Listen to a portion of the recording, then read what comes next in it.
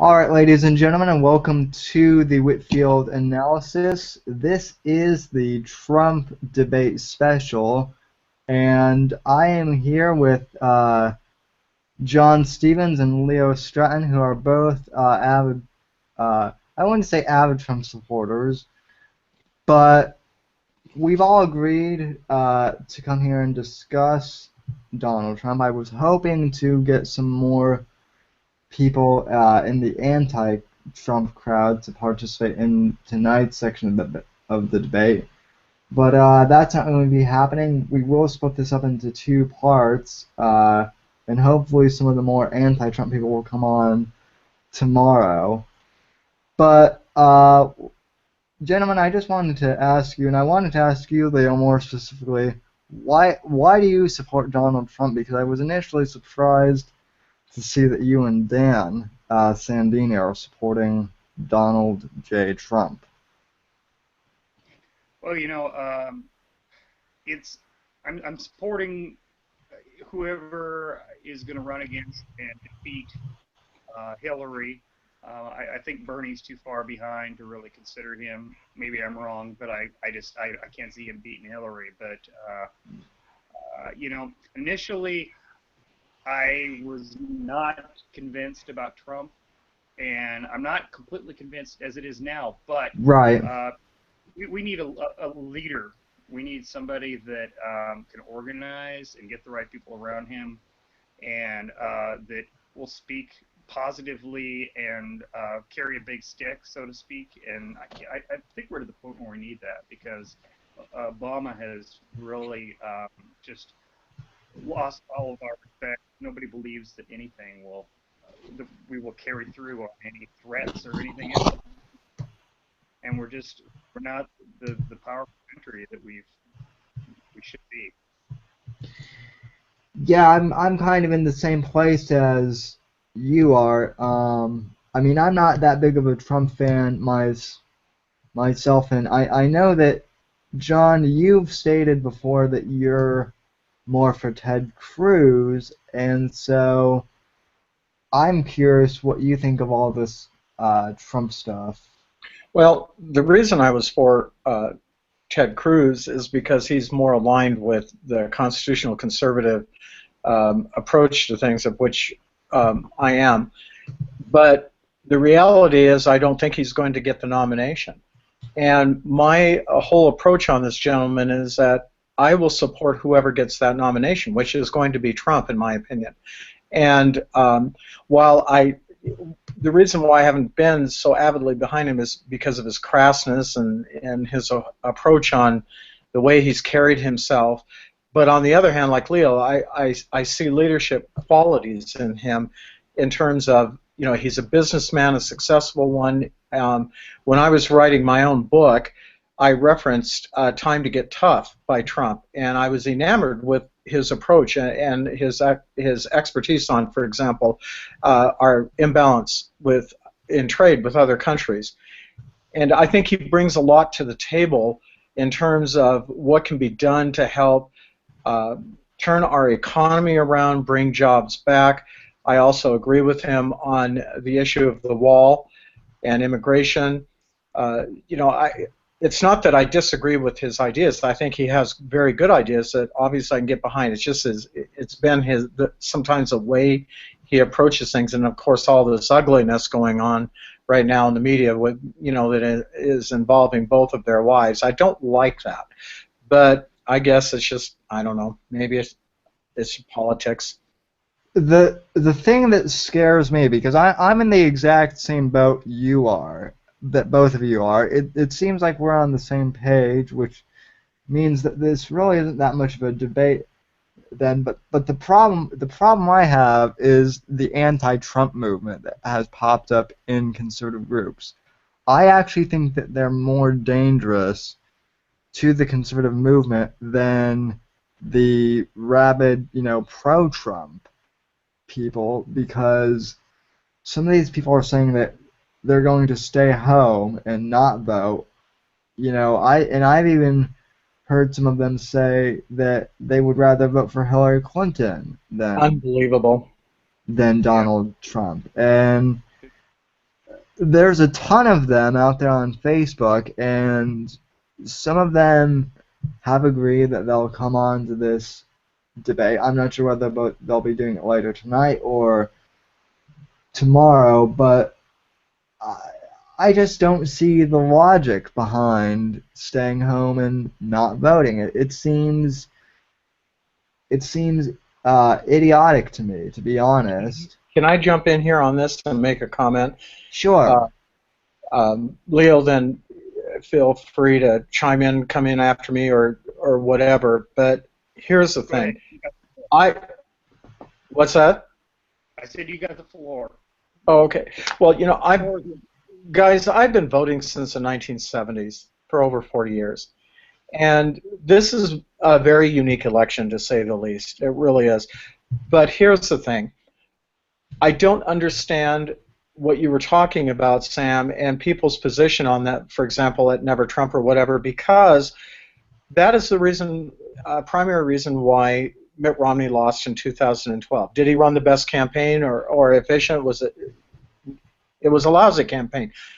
But he still could have won, and what the reason from all the analysis that I've read that he lost is because there were more than 3 million evangelicals that sat out the election, and I've heard from some sources it was much higher than that refused to vote for Mitt Romney only because he was a Mormon, which handed the election to Barack Obama. And we're in danger of the exact same thing happening right now. Somebody explain to me, can't people learn from history as far as, you know, if they sit out the election, then we're going to be handing it to Hillary Clinton, and God help us if that happens.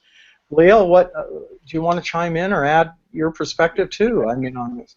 You know, the numbers are important, and basically the numbers say that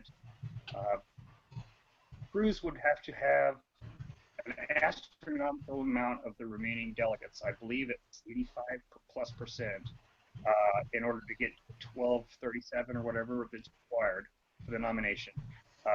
Trump, on the other hand, needs to garner like 50-55%, about what he's been doing better, or maybe worse.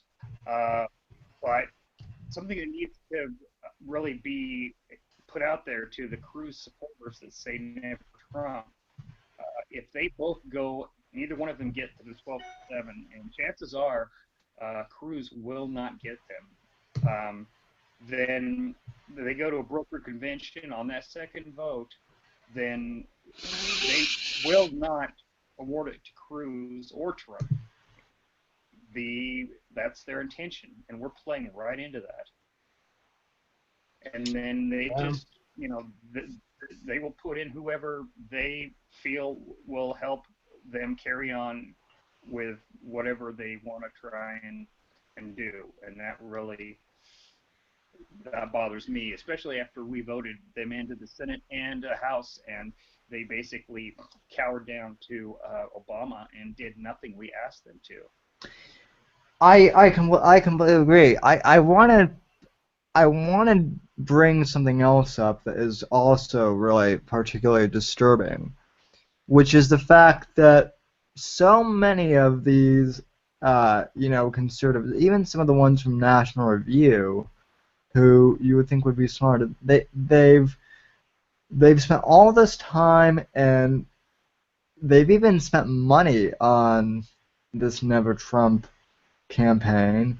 And I think Dennis Miller said it the best a few weeks ago on his Twitter account. He basically said that if conservatives spent more time attacking Hillary Clinton the way that they were attacking Donald Trump, we might actually have a chance at winning elections. And I don't understand this. I just don't understand this whole notion that Donald Trump is so bad and so nasty. And it worries me. Well, Jonah Goldberg, I think he might be affiliated with National Review. I'm not sure, but he came out with an interesting statement on Facebook that said, if Donald Trump gets the nomination, the Republican Party will never be the same. And he also said if he doesn't get the nomination, the Republican Party will never be the same. And we better get used to that idea.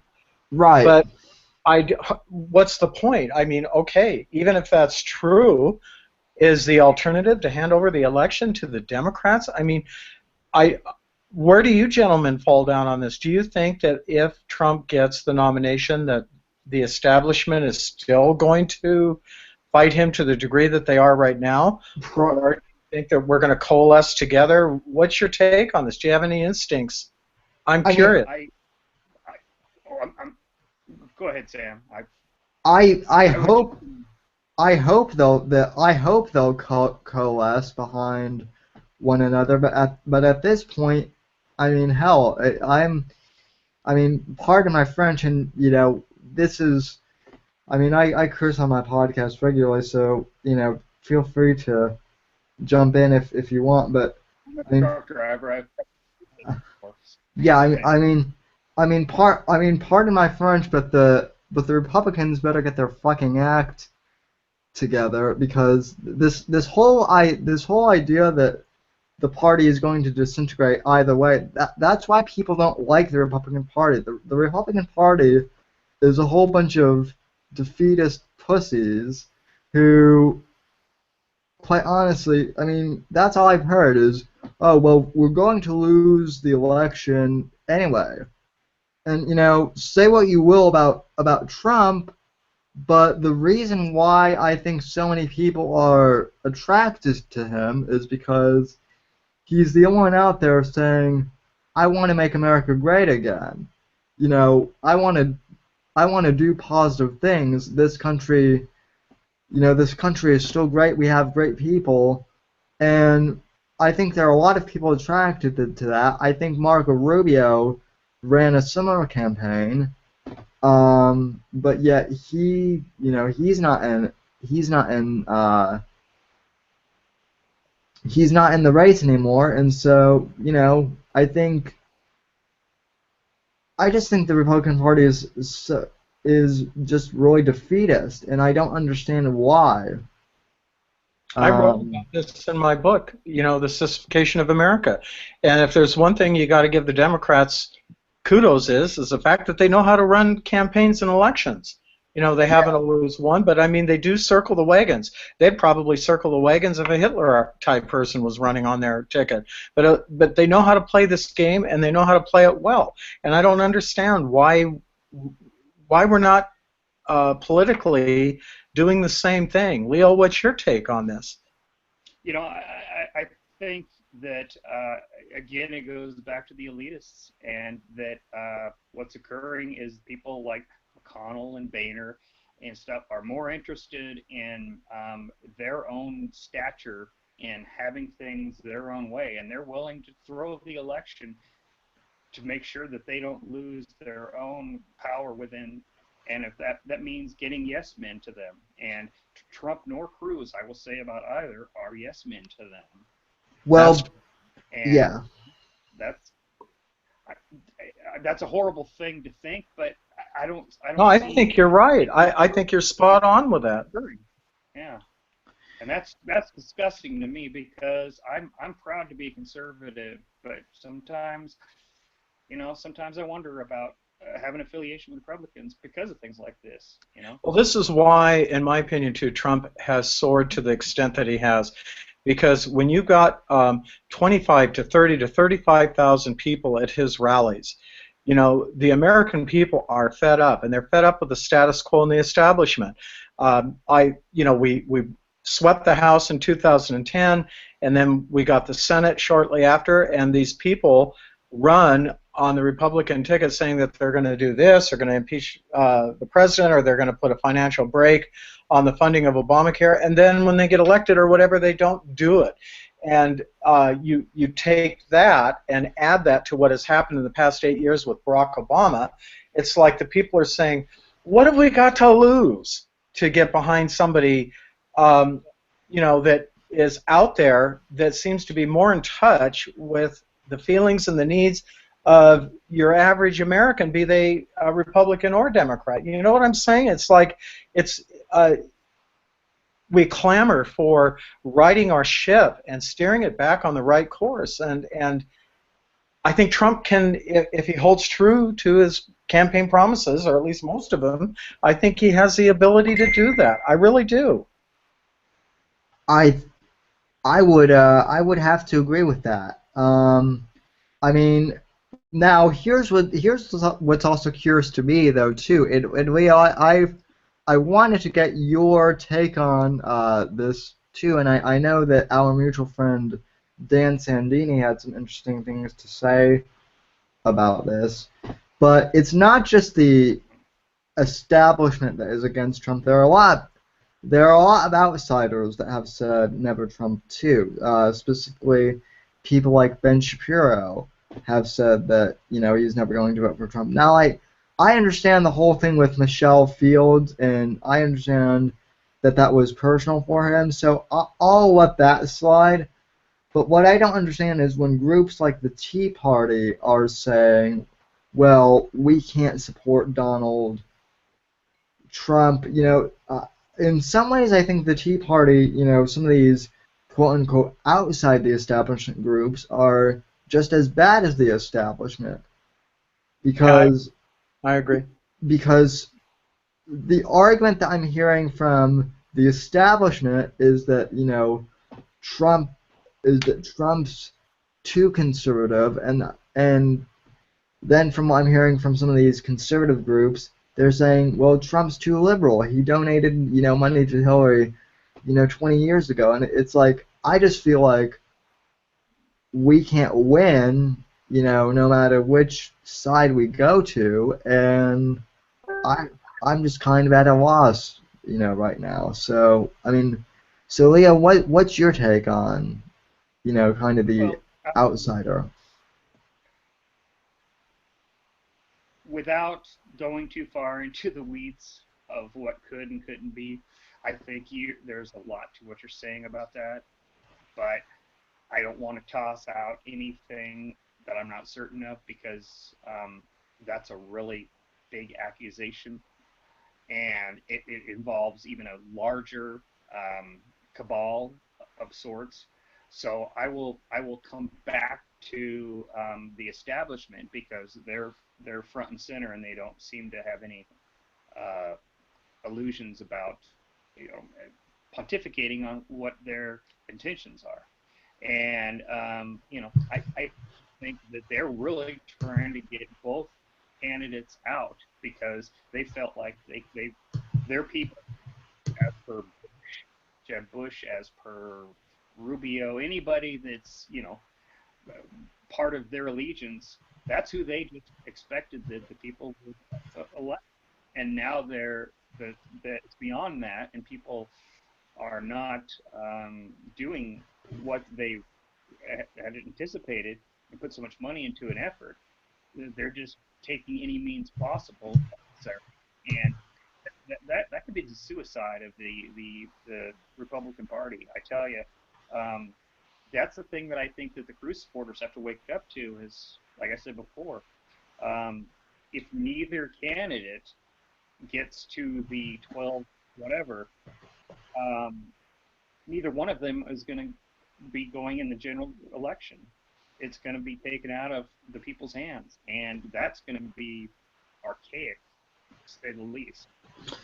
Yeah, I mean, when you think about it, Jeb Bush, people are saying, oh, thank God we got rid of Jeb Bush, but for all we know, we might get stuck with him again. I mean, because he was the establishment guy, for a long time, and so it wouldn't surprise me if they put someone up like Jeb Bush or like Mitch McConnell.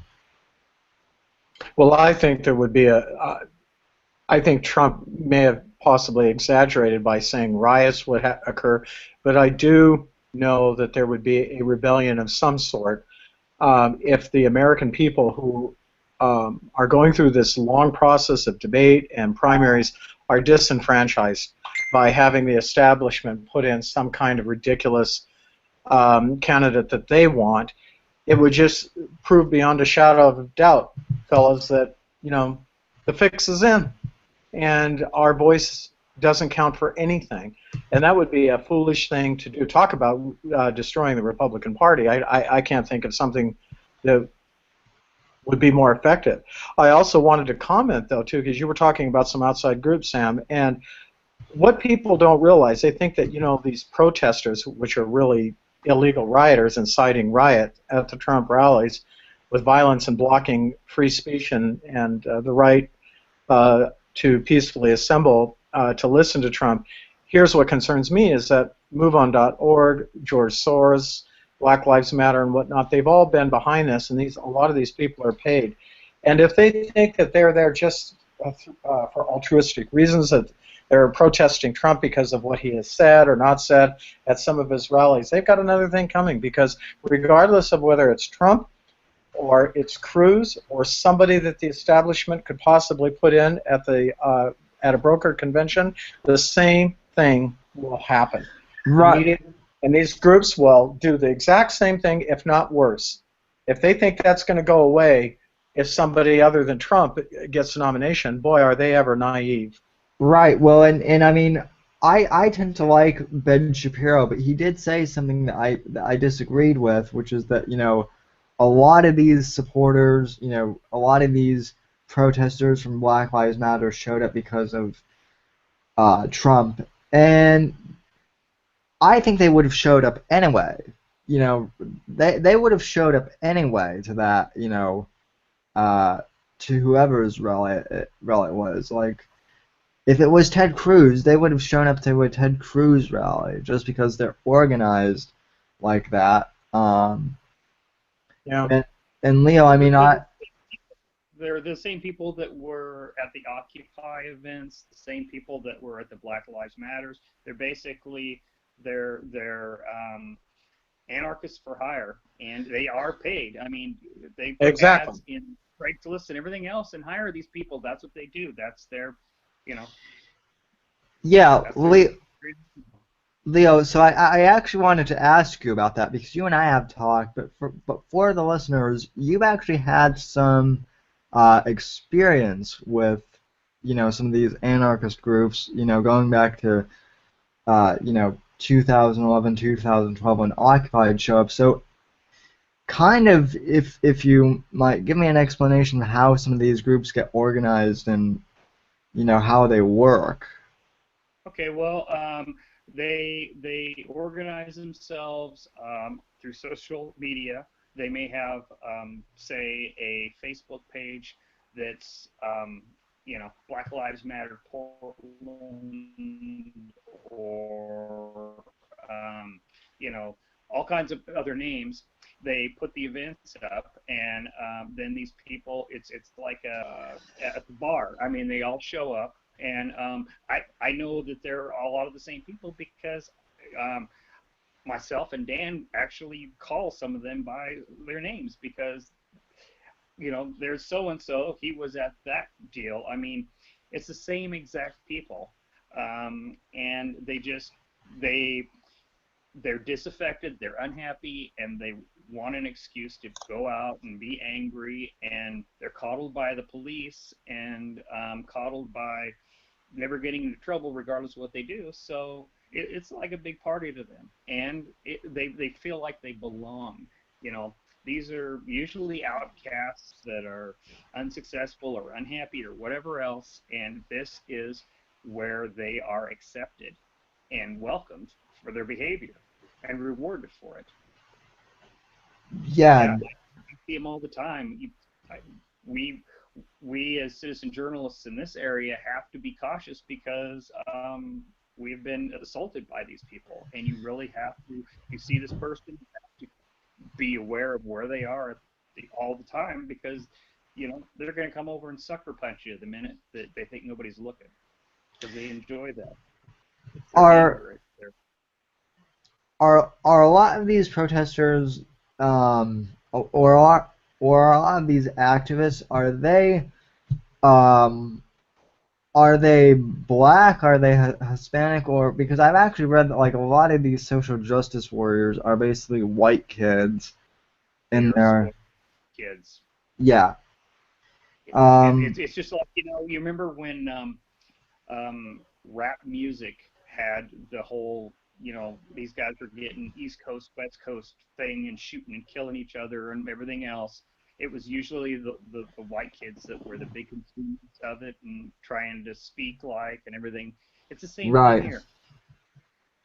Yeah. It And they get preached here of you have white privilege. The college here fortifies it by having white privilege classes on why, because you're a white person, you are, a bad person, and they believe this. Hook, line, and sinker. I mean, it sounds funny, but it's true. I mean, on any given weekend, just go down to Portland State University, downtown Portland, and somebody's going to be up there teaching class on why, because you're a white, straight, heterosexual male in the city of Portland, how you're horrible. That means you hate gay people, you Well, hate black people, you hate, I mean, it's, yeah. as a side note, I never will understand a lot of the alumni of these various universities, Leo and Sam, coast to coast, when they hear, read, and see elements of this on TV and news and stuff. Why on earth would you give money to their endowments to continue these liberal, ultra-liberal universities that have these wacko professors spouting their leftist psychobabble, giving money to their endowments and things like that? I'll tell you what, my money flow to such places would dry up just like you know a, a sour lemon or something. I don't know what analogy to use, but I'll tell you what, they wouldn't be getting a dime from me, and I don't understand this at all. And how they would continue to permit to fund these through their endowments. Well, they, well, they take it at gunpoint. They force. I mean, it's a public deal, and through bonds and levies and taxes is how they get it here. So you don't have a choice. And if well, and if you test, it's for the kids. yeah. Well, it's not just that, but what I found interesting is when all those riots were happening back in December, and I believe there was that one black student that was actually like starving himself as like a form of protest. The college I go to, um, I wouldn't say it's conservative politically. I mean, they definitely have their liberal professors, but I was talking to one of the administrators and about that and what they thought of all the protests, and the administrator I was talking to said, "Oh yeah, if those protests happened here, I mean there's nothing we can really do to stop them, but we would basically start marking kids as absent from class, and we'd probably flunk a couple of students because we're not putting up with a lot of this stuff." And I kind of thought that was interesting because, you always hear about, college campuses being overrun by protesters, but to me it seems like the college campuses themselves are kind of responsible for this, and that they could have put a stop to this if they wanted to, but they don't, for Well, whatever look at the reason. example of Ben Shapiro when he went to some campus in LA. They didn't do anything to really try and protect him. People couldn't get in. Somebody pulled a fire alarm. Why wasn't anybody suspended or maybe even brought before the Board of Trustees and kicked out, saying, you're violating First Amendment speech here. It's different if you're just peacefully protesting, but when you're preventing someone from speaking, an invited guest, or you're preventing people from coming in, you're not college material at this campus. But no, nothing was done to any of these folks. Well, we live in a world now where safe spaces and trigger warnings are a thing. Um, so, and meanwhile, I'm just out here on like a desert island of some kind.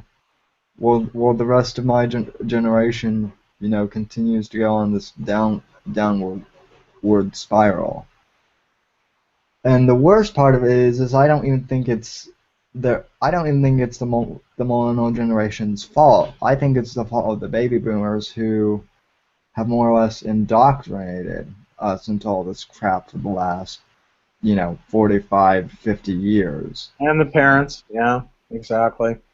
Kind of, yeah. Look at the other side, the left, is pro-amnesty, and that's in order to get permanent voters within the people that they let in. I mean, it's pretty smart. You go in and you get all the professors and all the money and everything else for liberal causes within the school districts, then you're basically just raising and solidifying your base for to retain power. I mean, that's basically the whole ball of wax right there, and it's worked brilliantly because so many are liberal, because that's you are what you learn. And if you go to school and you are forced to learn these things, I mean, that's going to be your education, and that's going to be your thought process. Yeah, and Leo, I don't know if you know this, but John's actually a public school teacher out in California, and when I first met you, I think I just about crapped myself because I was like, you're a public school teacher in California, and you're a conservative. I mean, I know you said that you face up on here for everybody to see. I apologize. Yeah. Well, here's the thing.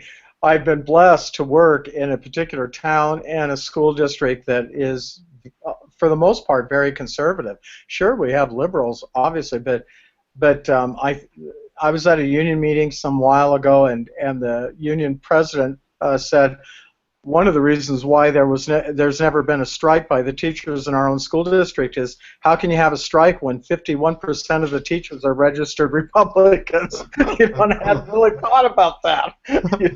So there it is.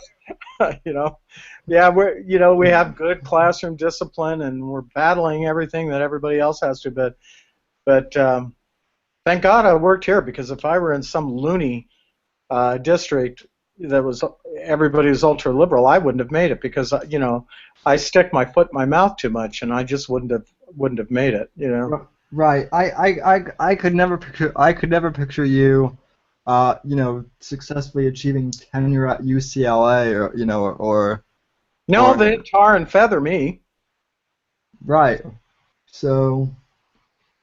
But this goes back to the whole thing with the Republicans in the GOP. They don't know how to strategize or do any of this stuff, and it's killing us. And Trump seems to be the only one, as far as I can tell, who actually knows what to do. Well, Trump is actually we're pushing away the people that want to join our party because of Trump. I mean, not me, not you, not John, but we insult them by insulting Trump, and they're like, oh, well, why should we want? That's why we didn't want to join the party in the first place. I mean, we're pushing them away. Touche, Leo. Really, that's a good point. Sad. Yeah, and I mean the other thing that's really kind of amazing is, we have crossover.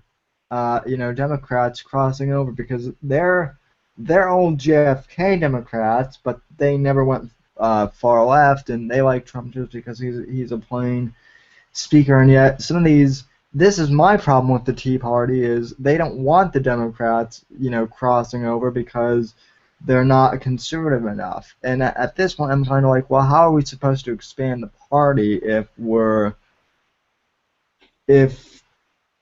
voters don't meet a certain criteria to Well, we have a historical reference point for that could counter that we could come back with, and that's how Reagan got elected in what they termed in the 80s the Reagan Democrats.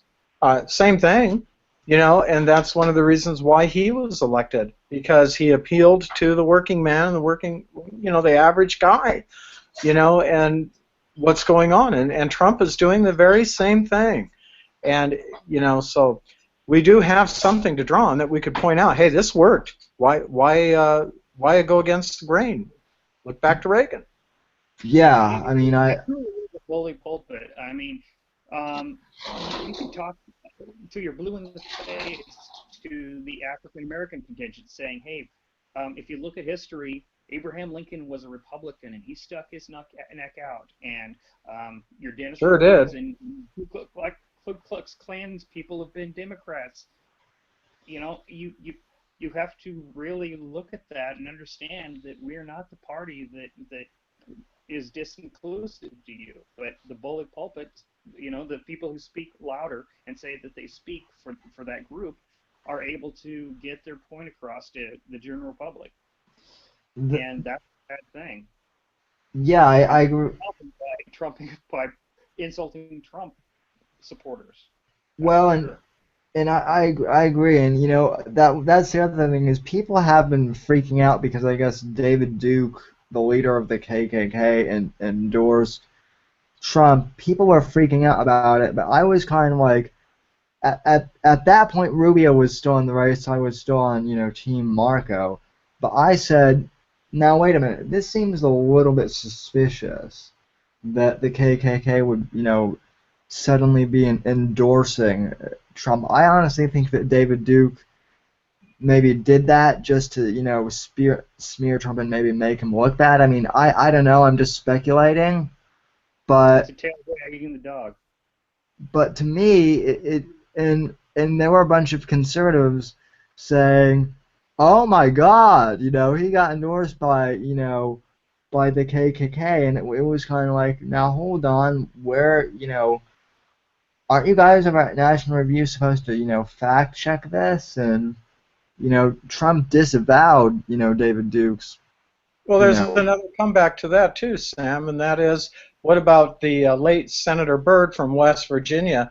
For all these sanctimonious liberals that would point that out, he was a grand wizard of the KKK himself, and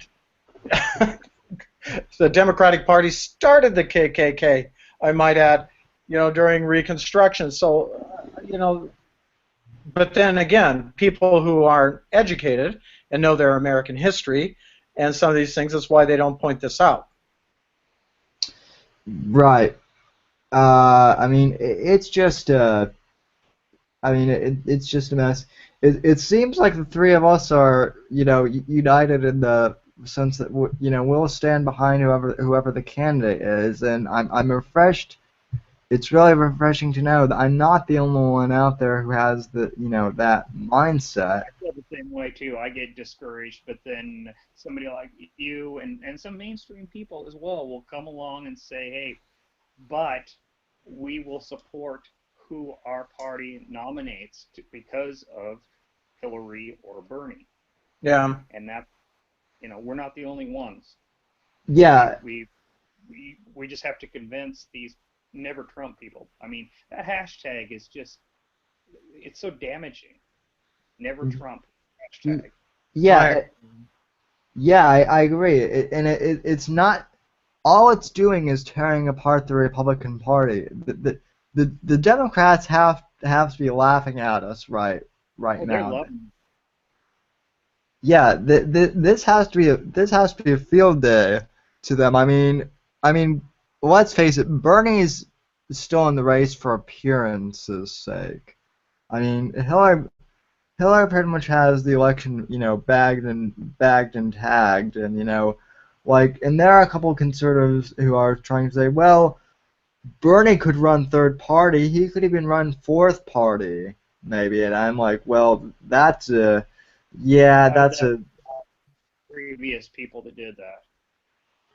Yeah, I mean, all they did was divide the vote in the Republican Party or sometimes the other party. That's all they ever did. They had a chance to actually be elected, and probably shouldn't. So, at this point, I would rather take Bernie Sanders over Hillary Clinton as a nominee because I think he'd be a lot easier to beat.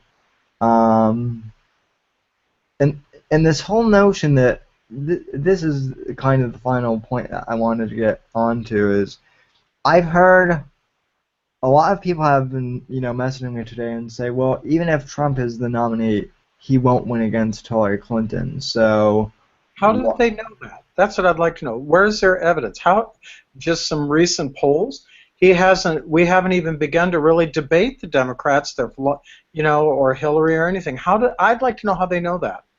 That was, how has he become? How has he won so many states and their delegates, so many large states, if he's so hated? That's I think it's spin myself. Is Hillary Clinton drawing crowds of 25, 30, 35,000 people? No. She's lucky to draw a crowd of 30 people at best. And you want to go there and hear talk like this, or hear listen to barking. I'm going to dissolve the banks, and he sounds like Dick Vitale. Yeah.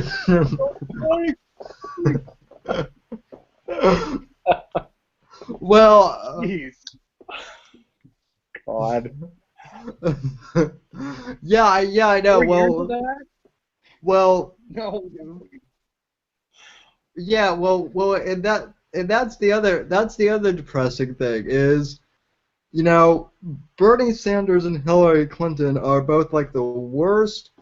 They're the worst people. Nobody likes them, and yet because we can't get our crap together at all, we're going to lose to them somehow in 2016. And it's like that's what's really been depressing me is I'm like, this should be a cakewalk. I mean, I was at the beginning of last year, at the beginning of 2015, when all of this election stuff started coming up, I was thinking, oh my God, this is going to be the easiest election ever. People are sick and tired of Barack Obama. No matter who the nominee becomes, we're going to have this thing in the bag. I mean, this is an easy election to win, and that was about 8 months ago. I was thinking that, and now I'm kind of like, well, we're going to somehow screw this one up again. So, well, we'll have nobody to blame basically, but the establishment if that happens. Yeah. Yeah. Are they going to set up a West Wing spokesplace inside a prison for Hillary? Yeah. That's one of my hopes, Leo, is that maybe the FBI will come out and recommend her for an indictment. I read something about that though too that I wanted to bring up, and this is actually somewhat scary. I guess if they indict her now, Obama can pardon her before he leaves office. And that notion just seems scary to me. Leo, you're nodding, you're shaking your head. So have you heard something different? I'm shaking my head because you're right, and it's ridiculous, but you're right. Yeah, I mean, we would do it, but I'm wondering if just the mere fact that if the FBI comes out with sufficient evidence on their part to recommend an indictment, we know the Attorney General won't do it anyhow, but that recommendation in and of itself should disqualify her. You know what I'm saying? So, well, people were saying that Donald Trump should drop out because of the Trump University thing, and I'm like, yeah, and what about Hillary? She's committed 22 crimes, according to her scandal list, probably more. And what happened at Benghazi too, and the way she accused the victims' families of lying. And we still don't know what's going to come of all of her personal emails as well. I mean, yeah.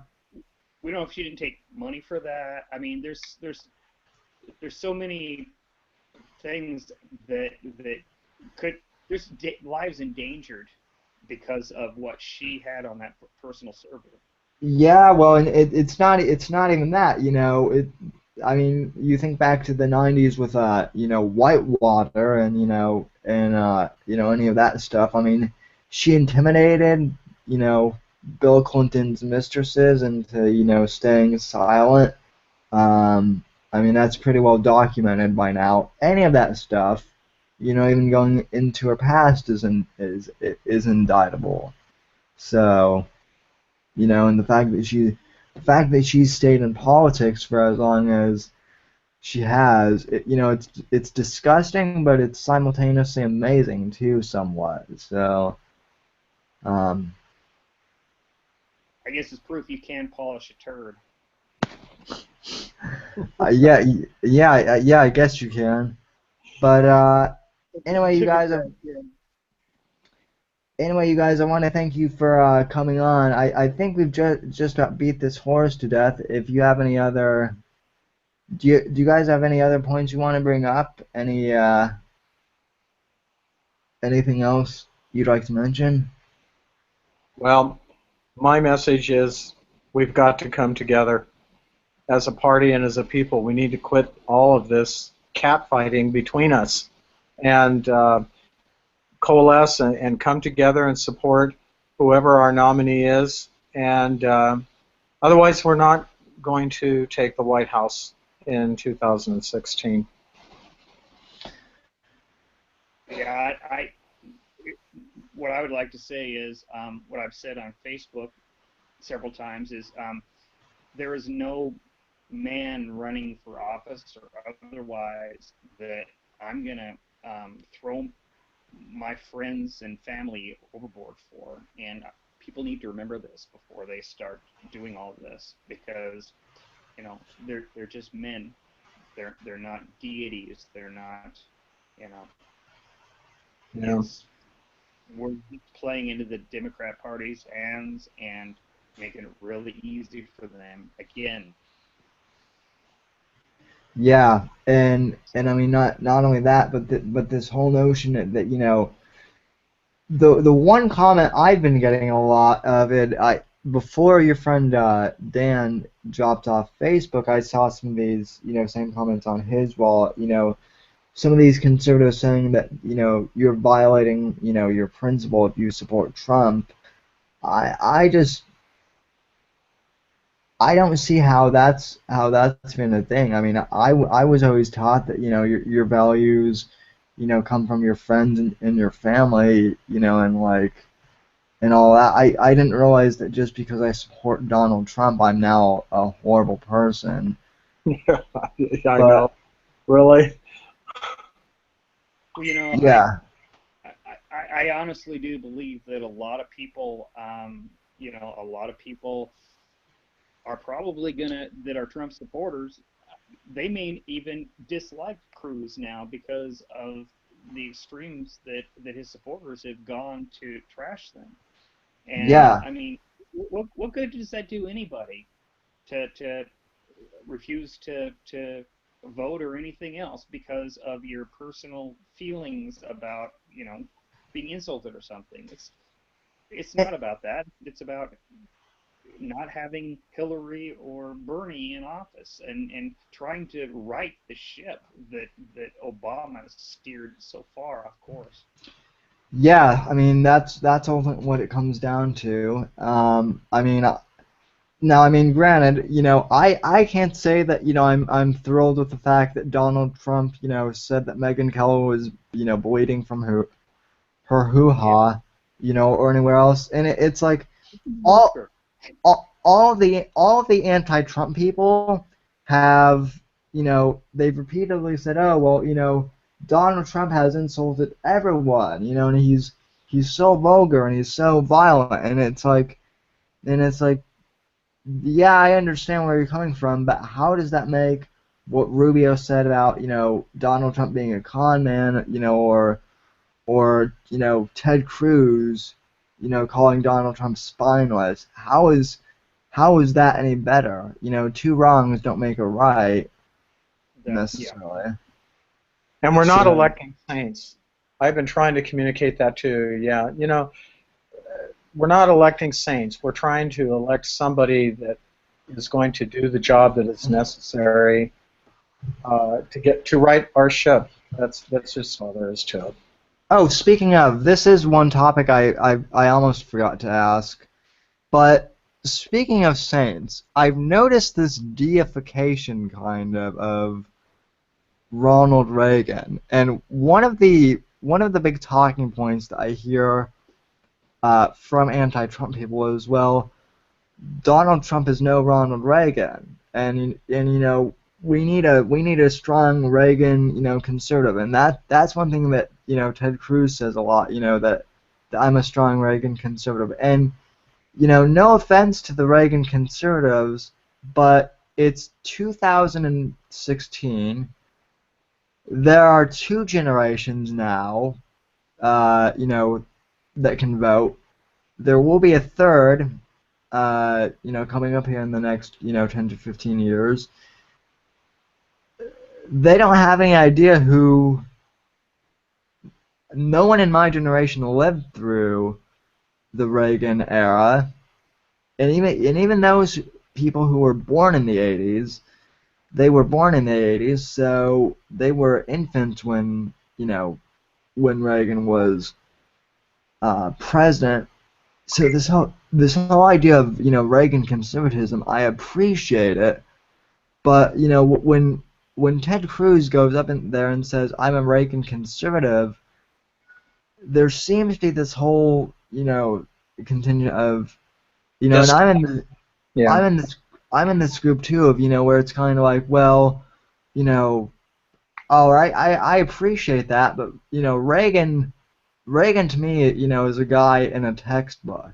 The Reagan experience wasn't something I lived through, and I think it's very poor, for the Republicans to keep saying, well, we're Reagan conservatives because I mean I think we need to stop idolizing Reagan, and that's the biggest problem I'm kind of seeing with the right is they're saying, well, Trump's no Reagan, and it's kind of like, well, who is? You know, I mean, I know you got. Here's a little bit of my take on that.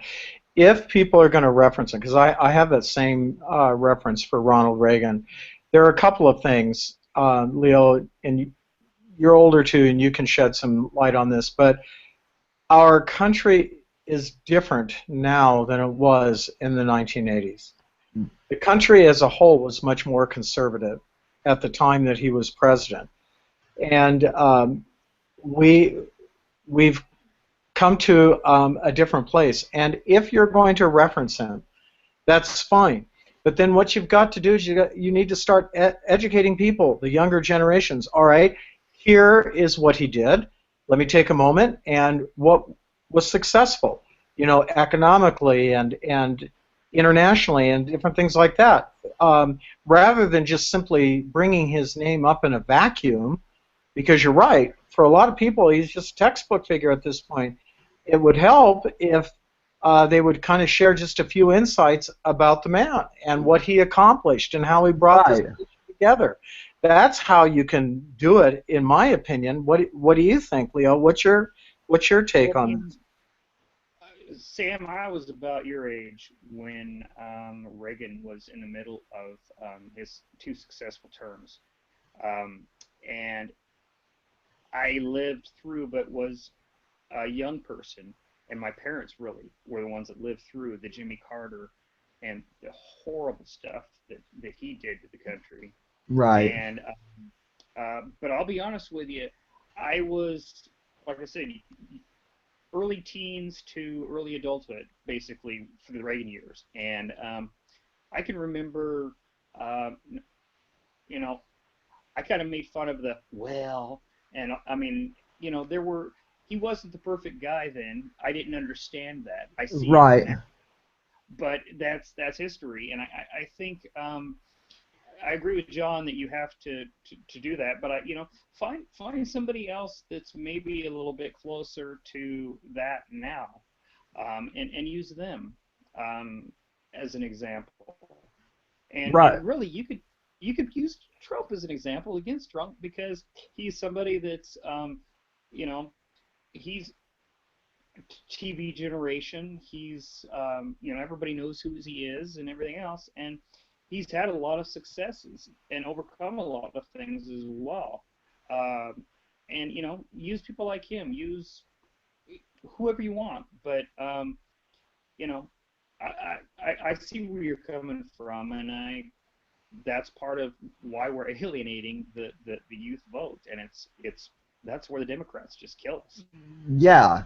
I mean, So, and it's even like you don't even hear Hillary, bringing up Bill that much because, at this point, I mean, I remember Bill Clinton, somewhat, but even now, I mean, there are kids who were born, well after. I mean, hell, there are kids now who, some of my friends are actually having kids now.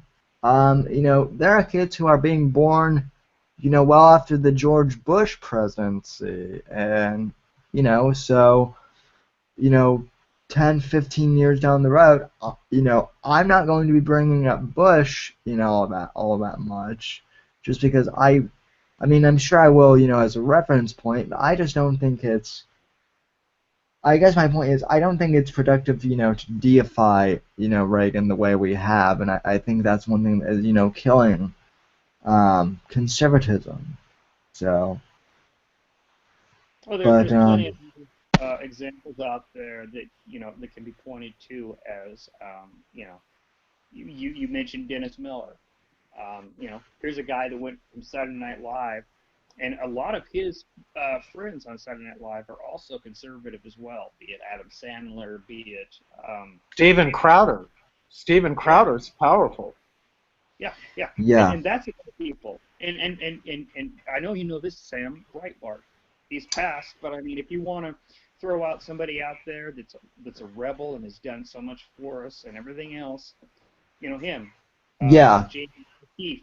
I mean, that can be the people. They don't have to have been a president before to have the effect on the generation. right. Same No, effect. They've had no, just as much more. no. I agree. It's interesting though because as far as the election goes, I haven't heard a whole lot from James O'Keefe on any of this. I think he's smart and he's kind of keeping his head down and out of all of this Well, stuff. he has So had a lot of videos exposing voter fraud, and that is Yes. important. yeah, Because, that is important. So, but anyway, well, gentlemen, I think this was pretty productive. I think at this point, we can all agree that we need to stand, by the party and whoever the party nominee is, and I don't want to absolutely. be. I don't want to beat the horse to death, so I want to thank you both for your time, and we will be having a part 2 of this tomorrow. So if you guys want to jump in here again, or when we have some more people, I'd like to or come back and do this again. Thank you for having me on, Sam. And Leo, it's great meeting you. I've really I enjoyed was just listening to about you say and your to you, perspective. it's a pleasure meeting you.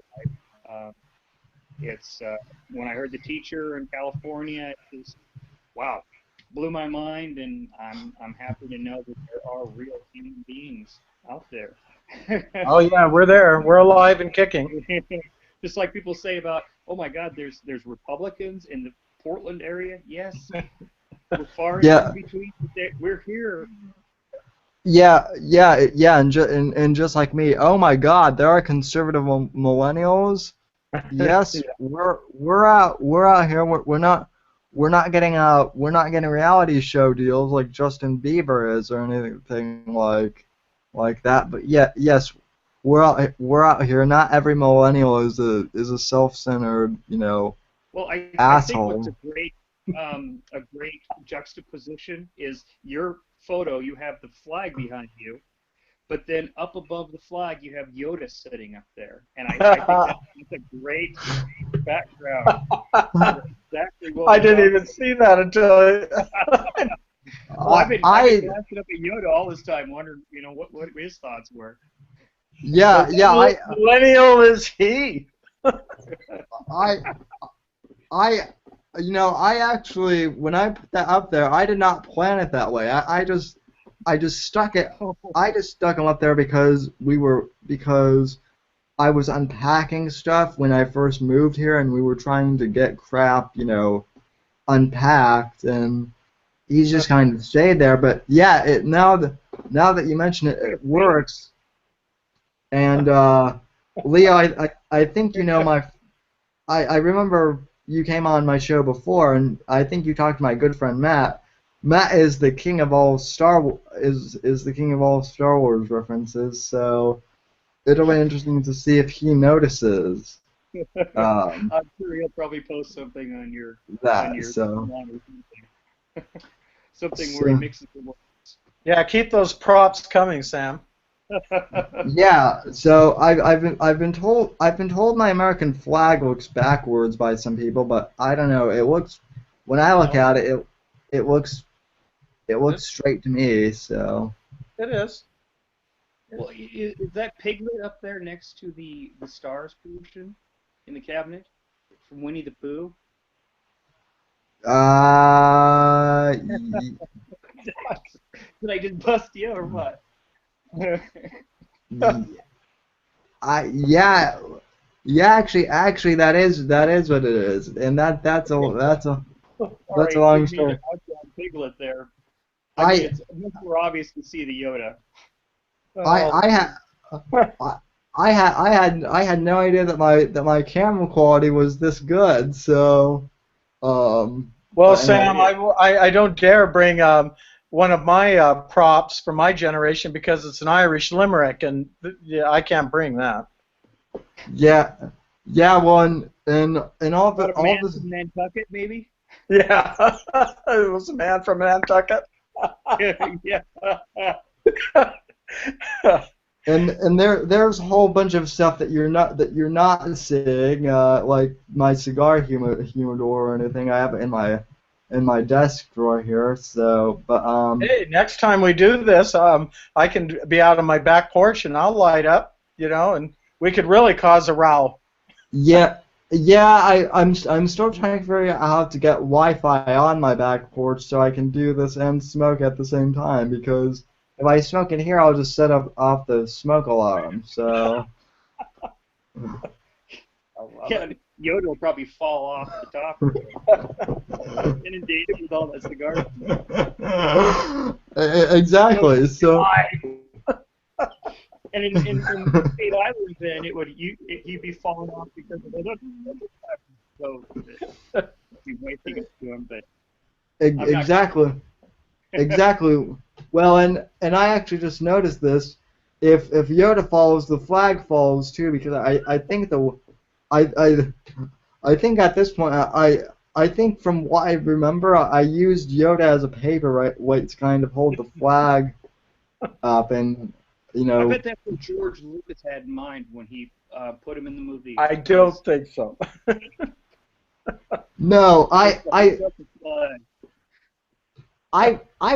read somewhere recently. I think it was actually on Stephen Crowder's show that Star Wars is actually supposed to be anti-American, like it's supposed to be pro-Viet Cong or something. Which, I mean, I don't know. The Bible, it's all about how you interpret it. Yeah, because I don't get that at all. But then yeah, again, I'm not Lucas, So, I mean, yeah. And people are trying to say, well, George Lucas was a liberal, and it's like, how about it's like, why can't we just stop it, trying to interpret stuff and just enjoy the movie? Yeah. So. Exactly. Exactly. Although I will say this, the emo Kylo Ren Twitter handle is hilarious. So I don't know. You'll have to send that to me. I haven't seen that. John, there's always the fun ones out there that we can all laugh at. That's what you got to do in the end, is laugh at each other. I mean, don't Don't unfriend people. Don't hate on them. Just Yeah. Oh, have a laugh at the end. oh yeah. Well, even there's that Darth, Trump parody where someone overdubbed, Donald Trump's voice over Darth Vader's, and I don't know if you've seen that, but Look at Donald Trump was the first to laugh at it. It's hilarious. So, but anyway, guys, I want to thank you for joining, and I'd love to have you back tomorrow night if you guys want to come in. Yeah, I've got plans, but I want to do this again. Yeah, all right. Yeah, I'll see what the honeydew has me doing, but if nothing else, I want to check in and see how the other half lives. Yeah, that sounds good. And Leo, keep Dan out of trouble. I worry about him when he's not on Facebook. I wonder, what's he He's doing? insane, I think. Yeah, I wonder about that. You said that he dropped off Facebook, and for those of you who don't know, we're talking about John. We're talking about Leo has a friend by the name of Dan Sandini who I think Dan does this professionally now, doesn't he? Dan is a philanderer, a retired philanderer, and whatever he can do to insert himself into the entire scheme of things. Hey, Leo, can you get me on his show? I'll bring the man from Nantucket with me. He would love that. He grew up in Boston, and he loves the that humor. Trust me. So Bring a nice bottle of wine, and you're in. yeah. So well, gentlemen, I want to thank you once again for coming on. So, and we'll be back tomorrow night for part 2, ladies and gentlemen. You bet. So, all right.